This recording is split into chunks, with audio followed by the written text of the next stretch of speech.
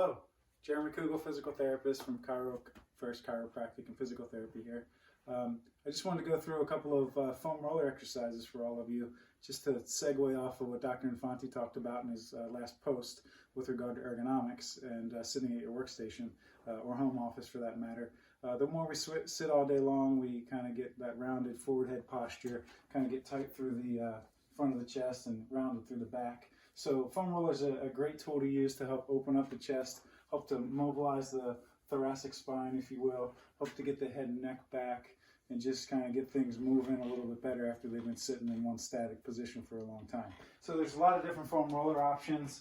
You need one that's going to fit your body type, and you need one that's going to kind of work for what you're trying to do. So in this case, I'm going to demonstrate using a 36-inch long by 6-inch in diameter here. And I'm going to do a few of these exercises down lying on the floor. And these other ones I'll talk about, and we can also demonstrate some other videos in the future of how you can utilize these also, okay? So you just basically need something that's going to create a counter pressure through your spine vertically, in this case for these videos. And at home, sometimes we don't have a foam roller, but maybe you are fortunate to have a pool noodle around. So it's not going to be as thick, or it's not going to raise you up as much as this roller will, but it's something certainly better than nothing. You can even roll a beach towel around it or something to make it a little larger structure for you there, okay?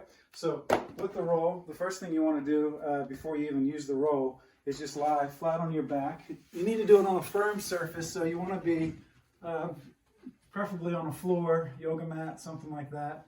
If you have a massage table at home, you can use that, but the floor will work just fine. You just don't want to do it in your bed where it's soft and it's going to be absorbed by the roll.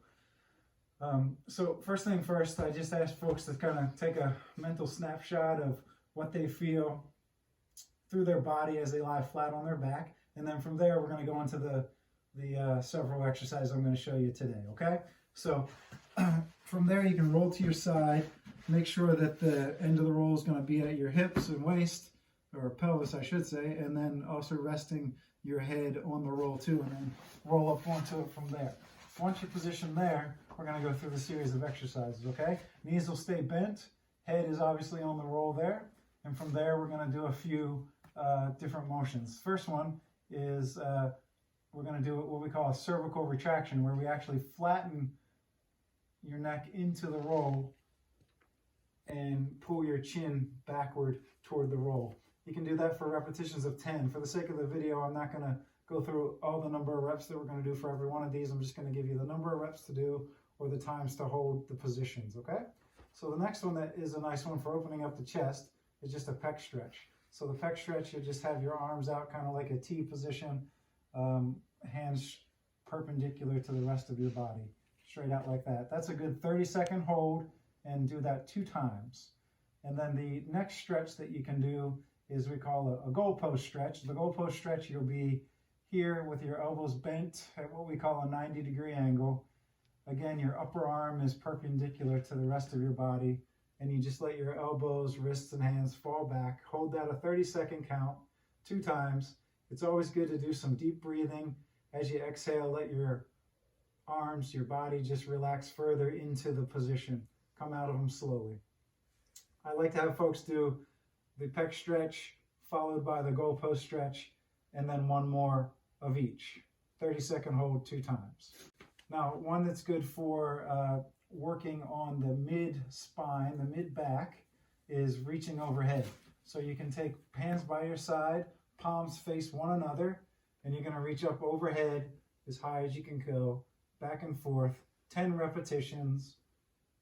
Each time pursuing the range of motion or the amount of motion that you have, and to a point in which it feels like a good safe stretch.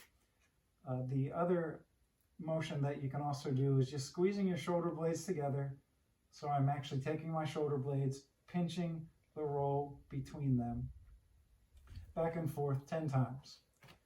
And the next one is sliding your palms, sliding them down the floor or the surface toward your heels.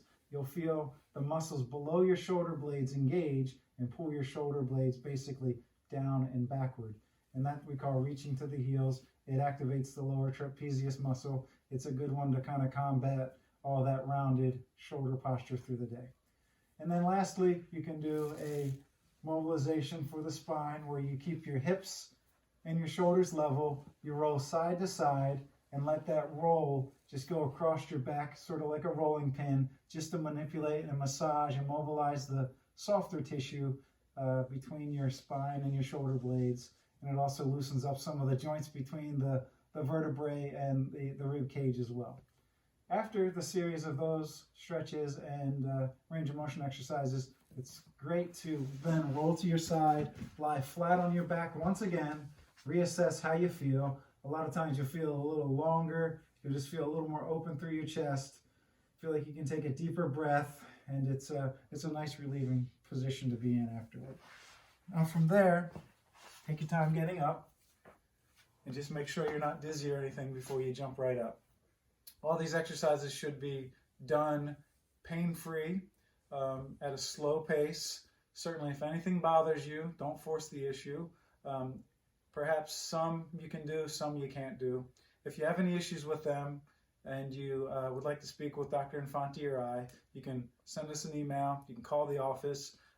Dr. Infante is seeing patients live in the office. I can do virtual telehealth visits with you via the web, and we'll work our way through this.